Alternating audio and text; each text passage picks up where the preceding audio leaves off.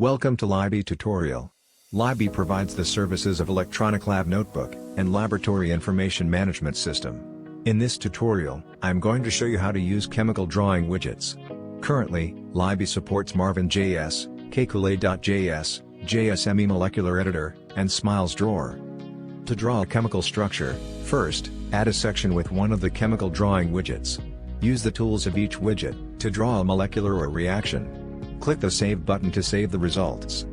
An existing molecular file can be imported into the drawer directly. To do that, click the cloud icon, or drag and drop a molecular file to the cloud icon.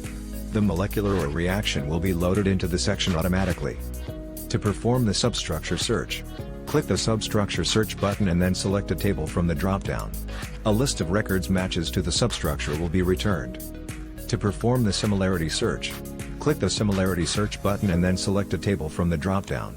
A list of records that a certain similarity will be returned.